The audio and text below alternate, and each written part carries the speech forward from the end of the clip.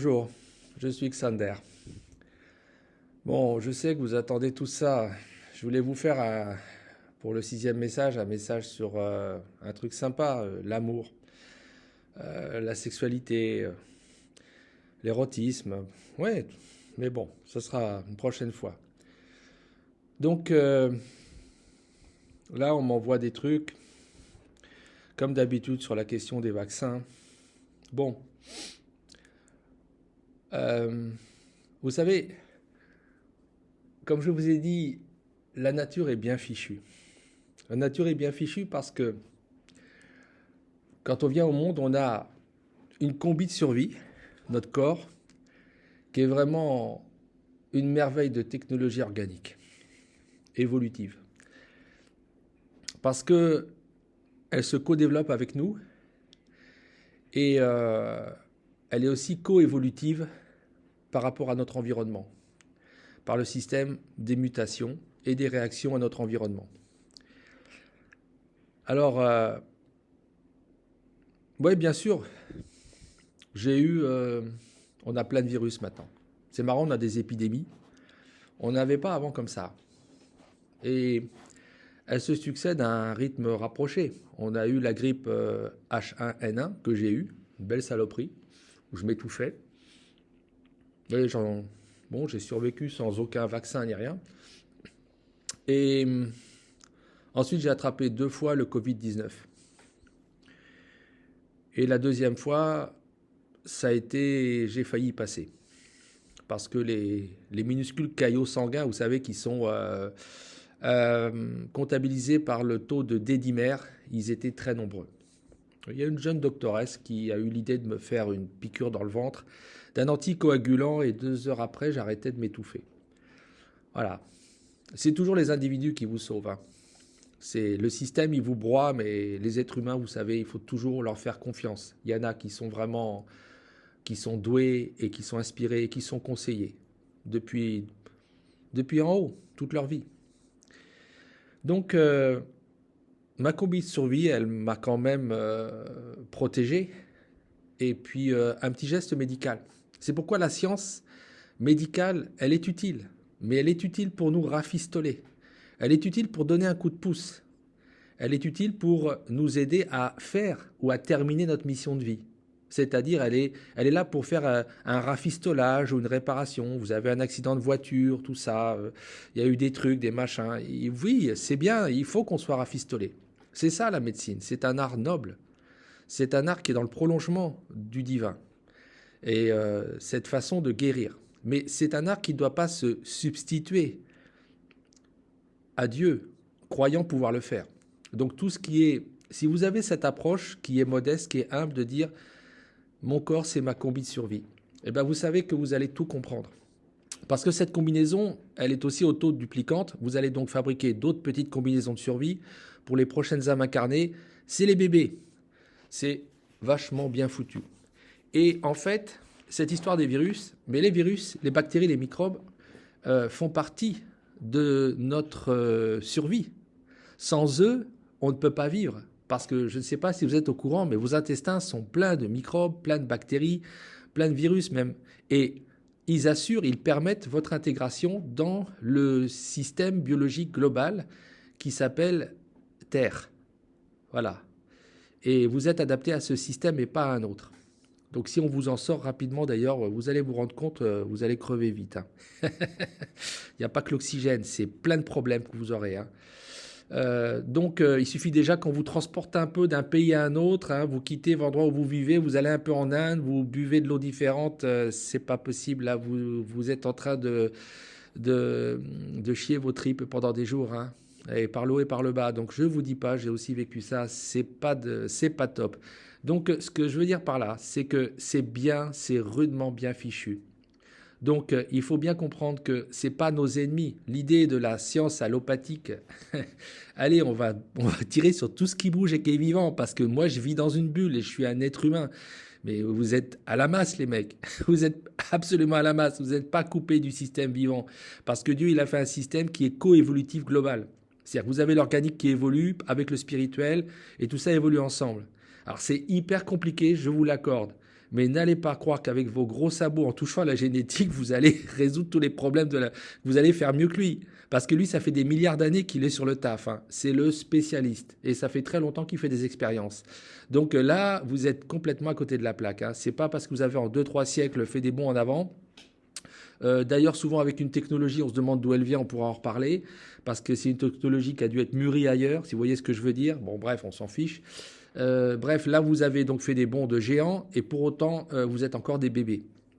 Donc, ces virus, ces bactéries que vous avez dans votre corps, c'est d'ailleurs les premiers qui vont vous bouffer de l'intérieur, qui vont décomposer votre corps, qui vont détruire la fameuse combinaison de survie une fois qu'elle est plus utile. Parce que l'essentiel, votre âme, elle est barrée. Hein, elle traîne encore un peu et puis après, normalement, elle passe dans la lumière si elle n'est pas, voilà, si elle n'est pas trop, bref, si elle sait qu'elle doit y aller, si elle est d'accord pour y aller, si elle s'autorise à y aller, si elle a compris qu'elle était morte, bref, etc., etc. Enfin, il y a plein de trucs qui font que, mais en général, ça passe très bien. Hein. Bon, les enfants, c'est automatique, hein, en règle générale. Par exemple. Et les gens qui sont vraiment purs, voilà, comme des enfants, vous passez direct. Mais vous laissez quand même justement le truc qui se décompose, le truc qui pourrit là, parce qu'il ne sert plus à rien. Il a refait des cycles de restructuration. Voyez, il a des cycles hein, qui sont prévus. C'est comme une bagnole. Hein. Et puis au bout d'un moment, vous avez l'usure et c'est auto-reconstituant. C'est un truc de dingue.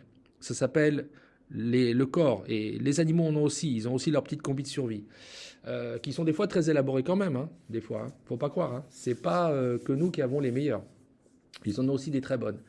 Donc voilà, donc c'est pour vous dire que voilà comment ça marche. Donc ce truc-là, il évolue lui-même et il va aussi évoluer avec l'évolution globale du système. C'est pourquoi donc quand vous mourrez à cause d'un virus, bah, moi je me suis dit je vais peut-être mourir, mais j'étais prêt à mourir parce que je me suis dit je vais peut-être mourir, mais c'est grâce à ma mort que mes descendants eux seront immunisés. Ça marche comme ça. Ça marche comme ça. Et c'est pas si grave. Vous savez pourquoi? Parce que si je dois mourir à cause d'une maladie, mais qui permet aux plus adaptés de s'en sortir avec une sélection, des mutations. N'oubliez pas que les mutations, je vous dis ça au passage des scientifiques, c'est beaucoup plus rapide que vous le croyez. Hein. On vous a dit que c'était 10 000 ans, 1000 ans, c'est ultra rapide. Les mutations, des fois, se font en l'espace de quelques années. Voilà, parce que l'esprit commande la matière. Soyez aux aguets. Hein. Soyez aux aguets, ça ne se passe pas exactement comme on vous l'a dit. Donc ça, c'est des choses que j'ai reçues, mais qui sont, à mon avis, assez évidentes à certains points de vue. Les mutations peuvent être très rapides. Donc, la vie, qui est intelligence même, n'est-ce pas, adaptation à la vie, à tout ce qui se passe, à tous les événements, fait que il faut quelquefois laisser sa peau pour que ceux qui viennent après soient armés. Vous, si vous êtes vivant, si tu es vivant mon gars, si tu es vivant ma fille, c'est parce qu'avant toi, tu as eu des centaines de millions d'êtres humains qui sont morts. Ils sont morts pour toi.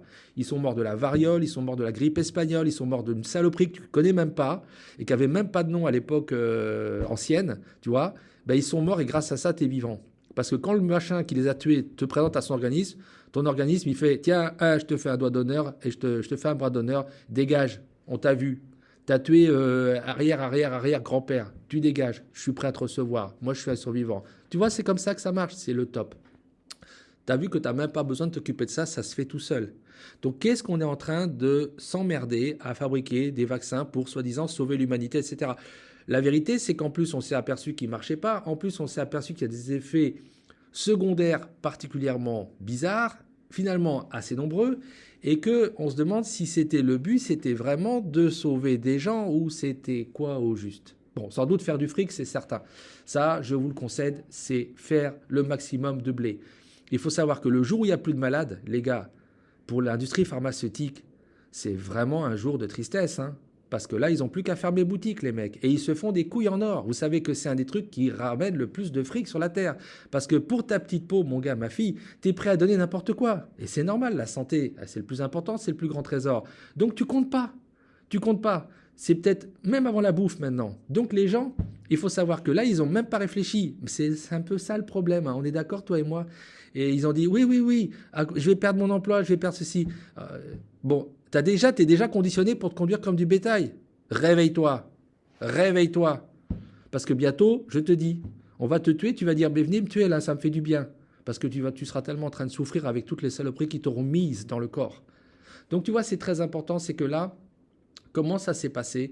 L'histoire, de toute façon, va à un moment. Déjà, on commence un peu à tourner autour des gens qui ont fabriqué ces choses-là. En général, tu sais, on sacrifie toujours des boucs émissaires hein, dans ces cas-là.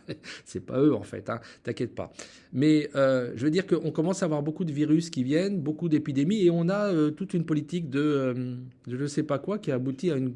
Et tu regardes autour de toi une grosse merde, hein, économiquement, socialement, en termes de liberté, en termes de soi-disant démocratie, en termes de santé, les dégâts de tout ça, je ne sais même pas comment on va pouvoir les chiffrer.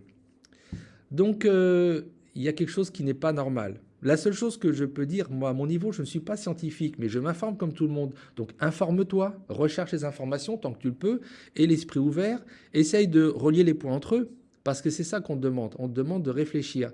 Mais ce que je peux vous dire, c'est que la combinaison de survie qu'on appelle le corps et tout le système, on va dire, biologique qui est coévolutif sur la Terre, il est extrêmement bien fait. Il est aussi quand même un peu fragile. C'est-à-dire que si on commence à s'occuper de la génétique, et moi je pense qu'on nous a dit, oui, on a des vaccins qui sont qui vont pas s'intéresser à la partie codante du génome humain. Ah oui, bah dis donc les gars, il me semble que vous avez une vision qui est un peu restrictive parce que la rétro-ingénierie génétique, ça existe depuis très longtemps.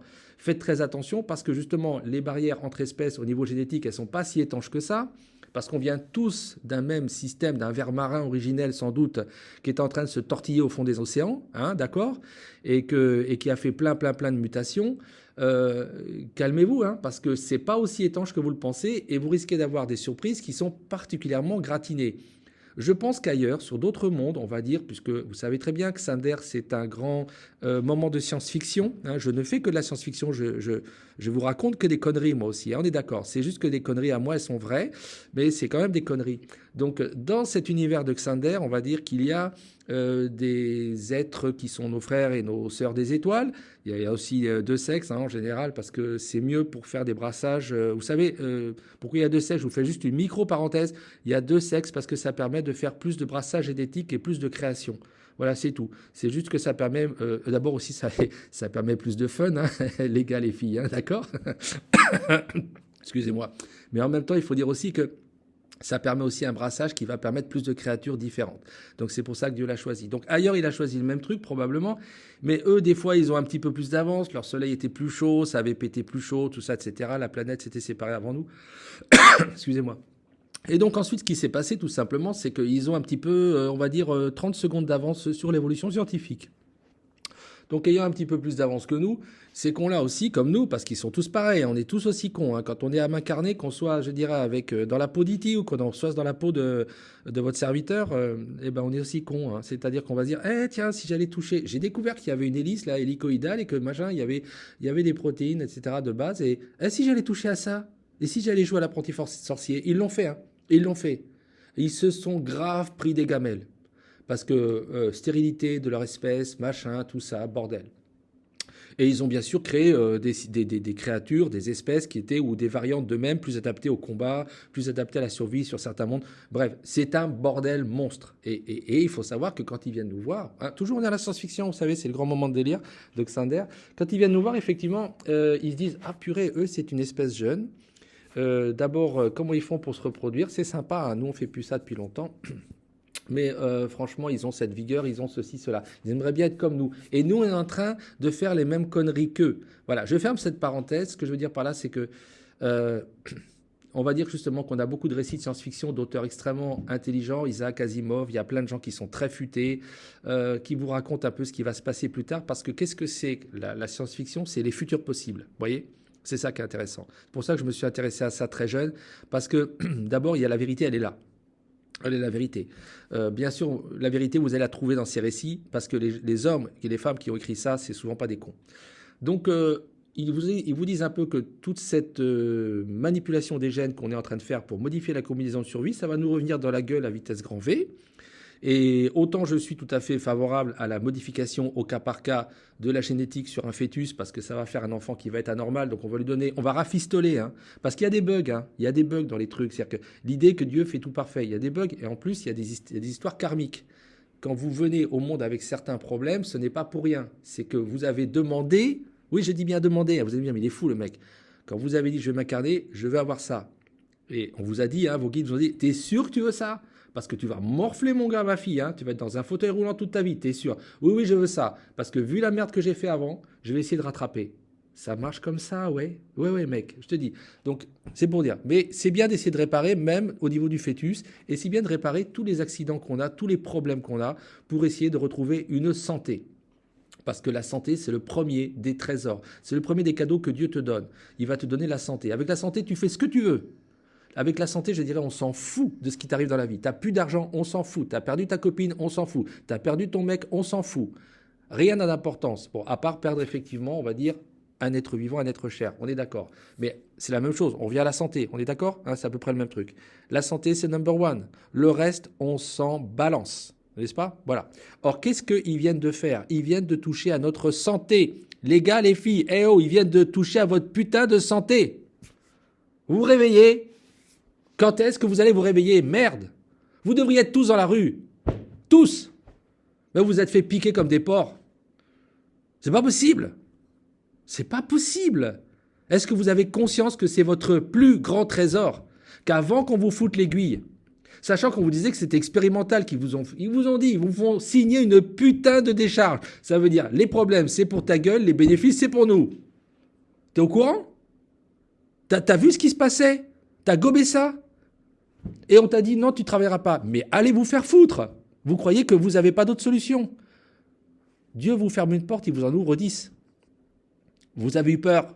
Vous avez pensé que vous étiez que de la viande, parce que les princes de la barbaque vous ont dit, vous n'êtes que de la viande. Ce que vous avez devant vous, c'est entre le 0 de la naissance et le, je ne sais pas, 85, 90, 75 de votre putain de mort. Mais c'est faux. C'est faux. Vous avez une combinaison de survie dont il faut prendre un grand soin, parce que vous avez une putain de mission de vie qui n'est pas charnelle, qui est spirituelle. Vous êtes embarqué dans une combi, parce que ceux qui survivent, ceux qui s'en ira de là, c'est votre âme. Elle rentre dedans, elle s'en va.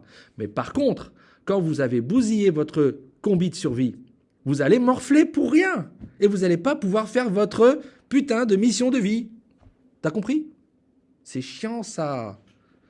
C'est pas très important au niveau, je dirais, divin. Parce que bon, après, là, si tu meurs ou si tu as des problèmes, tu seras recyclé, tu reviendras, tu feras des trucs. Bon, bref, c'est pas le problème. Ce qui est con, c'est que tu vas pas pouvoir forcément bien faire ce que tu étais venu faire. Tu vois, c'est ça qui est dommage. C'est ça qui est dommage. On n'a pas le droit de toucher à la santé des gens sans d'extrêmes précautions. On ne doit pas nuire. On a un principe de précaution, c'est que il faut vraiment, tu sais, il ne faut pas nuire au patient. Ce qui est susceptible de lui nuire, on ne le fait pas.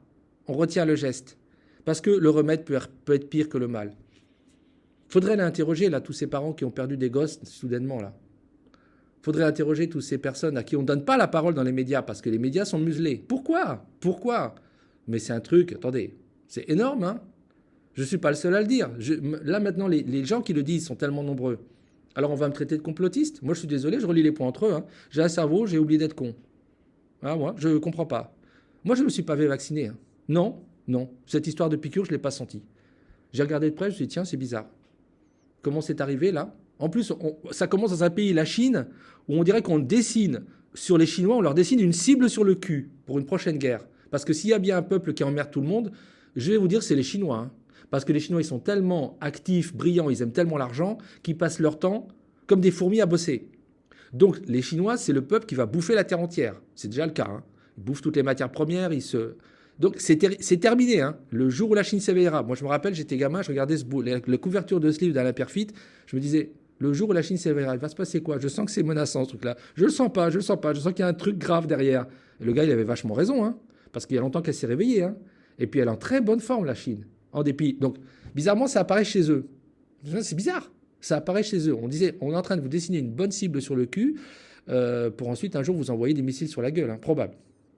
J'en sais rien, je dis ça au passage. Mais j'ai trouvé ça très étrange. Déjà, tout ça, ça sentait pas bon. Avec des histoires de chauves-souris, de je ne sais pas quoi, de ragondins ou je ne sais quoi. Enfin, vous avez compris, je suis en train de rigoler.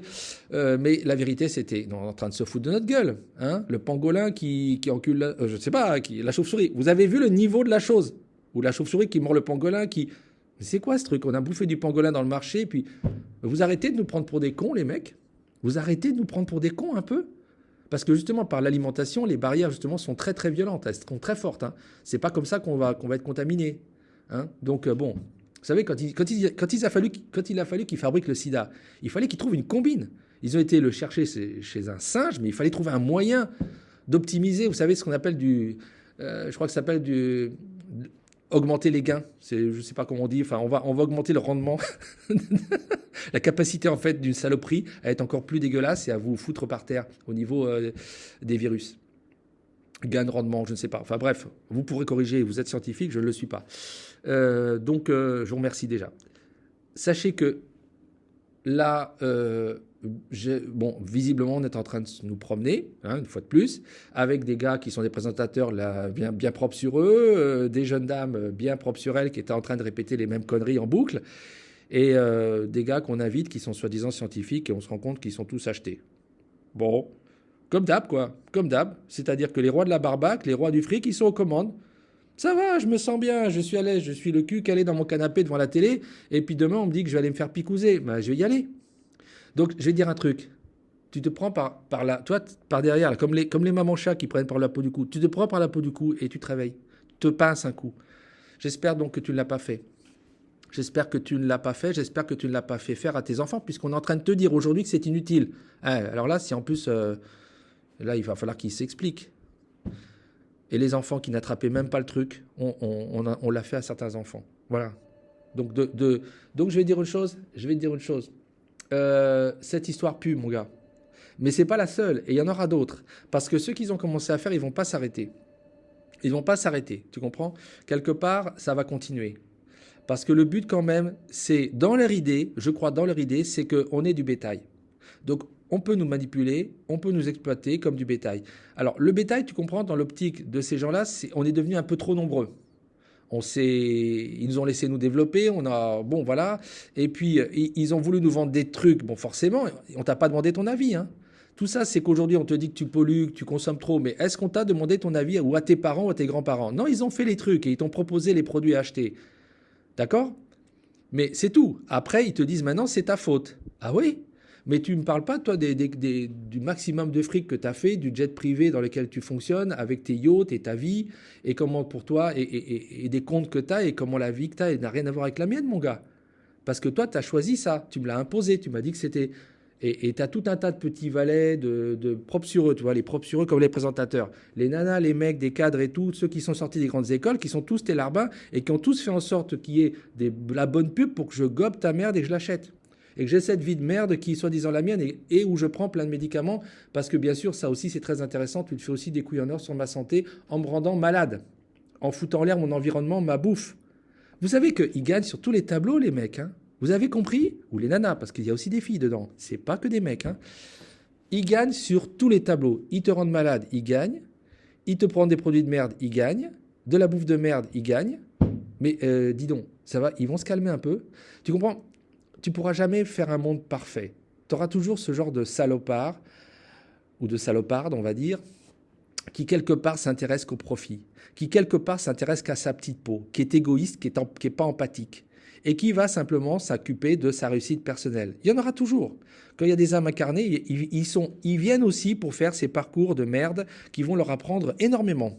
Et d'ailleurs, quand ils reviennent, ils sont souvent, ils peuvent être, après, tu vois, là, le gars qui revient, il va avoir une vie différente. Hein, c'est Gandhi. Après, voilà. Ah oui, d'accord. Oui, pourquoi t'es Gandhi? Parce qu'avant, j'avais fait vraiment beaucoup de saloperies. Et vous savez, moi, je suis sûr que moi, j'en ai fait grave. Hein. Avant de te dire des discours comme ça, j'ai des petites réminiscences de mes vies antérieures. Autant que je sache, j'étais dans le domaine chef de guerre. Donc, j'ai été... oui, parce que j'étais officier, pas chef tout en haut. Hein, mais je crois que j'ai pas fait des choses bien. Je l'ai senti, je n'ai pas fait des choses bien. Je ne sais pas pourquoi. Donc, je pense que maintenant, ils ont dit, bon, tu redescends. Va falloir que tu te rachètes parce que là, t'as vu l'ardoise que t'as là, c'est du lourd, mec. Donc, ce que je veux dire par là, c'est que tu auras toujours des gens qui feront le mal. Ok? Le problème qu'on a, c'est que là, c'est trop. C'est trop. Ils vont trop loin. Parce qu'ils sont en train de nous enlever le plaisir de vivre. Parce que quand, je t'assure, tu viens de te prendre ta deuxième dose de vaccin et que toute la journée, tu es une jeune femme de 30 ans et que tu as la moitié de ton corps qui bouge tout le temps, tu crois que la vie, elle est marrante? Tu crois que la vie, elle est drôle? Parce qu'il y en a qui se sont retrouvés comme ça et qui sont encore comme ça. Et leurs proches, ils sont autour d'eux. Tu as juste envie que d'une seule chose, c'est de crever. Voilà, alors que tu étais quelqu'un en pleine santé. Alors on va me dire, oui, vous savez, c'est des accidents qui sont rarissimes. Ah bon, je demande à voir. Déjà qu'il y en ait, je trouve ça extrêmement troublant. Voilà, parce que moi, comme je fais partie des générations où on a commencé à nous vacciner, et il y a ce genre de conséquences. Je ne parle même pas de tous les scandales sur les médicaments, des fois des mêmes firmes qui ont créé les vaccins. Alors là, t'es mort. Tu te dis, c'est pas possible. On les a condamnés, c'est des grands filous, et on leur fait confiance. Ah d'accord, je vis dans un monde qui est tellement pourri que pourri de pourri de pourri, je ne sais même plus. Vous comprenez? C'est même pas les politiques qui sont pourris, c'est que tout est pourri. Vous avez un problème de fond. Donc le problème, c'est qu'on accepte, on va dire, une part résiduelle de mal. Le mal, on pourra jamais, on vivra jamais, jamais dans un monde parfait. Parce que si on vit dans un monde parfait, ça veut dire que le jeu vidéo, il ne sert à rien. Le jeu vidéo, il est là pour nous confronter au mal, à la merde, au problème. D'accord? Donc si vous n'avez pas ça dans votre vie, si vous n'avez pas des gens qui vous font des crasses, si vous n'avez pas effectivement je dirais des mecs qui vous plaquent, si vous n'avez pas des patrons qui vous torturent, qui vous harcèlent et qui vous font chier, si vous n'avez pas des criminels de guerre et des malades mentaux comme Hitler, effectivement, le monde, on est d'accord, à certains égards, ce grand jeu vidéo qui vous permet de découvrir l'importance du bien et de l'amour et de la lumière n'aura aucune importance. Ok. Donc il faut qu'il y en ait. Mais là, il n'y a plus que ça. Il commence à nous casser sérieusement les bonbons. Mais en même temps, positif du positif, comme je vous l'ai dit, c'est le moment où le jeu vidéo devient vraiment très dur, c'est-à-dire que vous avez tellement le mal qui domine, que les parties sont hyper difficiles, qu'elles sont aussi celles qui vous rapportent le plus de points. Eh oui, c'est que là, dans votre incarnation, c'est comme je vous ai dit, vous êtes à un moment qui est à la fois pénible, parce que là, il nous agace. Hein. Il nous agace. Vous savez, il y a la sainte colère devant le côté pourri de l'être humain, pourri du mal, on va dire. Ça, c'est la sainte colère. Vous avez vu, Jésus, il balance les tables des marchands du temple. Il en a marre. Il en a marre. Il y a des moments quand même, il y a ce qu'on appelle la sainte colère. Vous avez cette colère parce que vous dites, là, il pousse un peu trop le bouchon. L'adversaire, il occupe un peu trop de position. On va un petit peu le ramener en arrière. Donc c'est ça. Et c'est des moments qui sont extra parce que si vous êtes un fighter, si vous êtes un chevalier, si vous avez cette âme de soldat, eh ben, c'est un moment qui est super top. Sachant que, je vous le dis tout de suite, vos armes ne peuvent pas être celles de l'adversaire. Parce que c'est là qu'il vous attend pour vous baiser. Comme je vous l'ai dit, hein, j'avais fait un point déjà sur le fric, qui est en fait le retour de la matière. Comment est-ce qu'on va baiser quelqu'un qui va vous donner des choses importantes, c'est en le rattrapant par le matériel. Monsieur fait du fric, il fait des shows, il fait payer. Ou alors c'est ses proches qui ramènent de l'argent, bon, par la matière. Bon, je vous ai dit comme ça, ils peuvent vous avoir. Mais il y a un autre élément, c'est la violence. N'utilisez jamais la violence. Les armes, vous ne devez jamais posséder d'armes. Si vous êtes Xander, vous n'avez pas d'armes à la maison. Vous n'employez pas d'armes. Ça ne veut pas dire que si on vient vous faire votre peau, vous n'allez pas essayer de vous défendre. Je suis d'accord avec vous. Hein, on est d'accord. Se défendre, ce n'est pas pareil.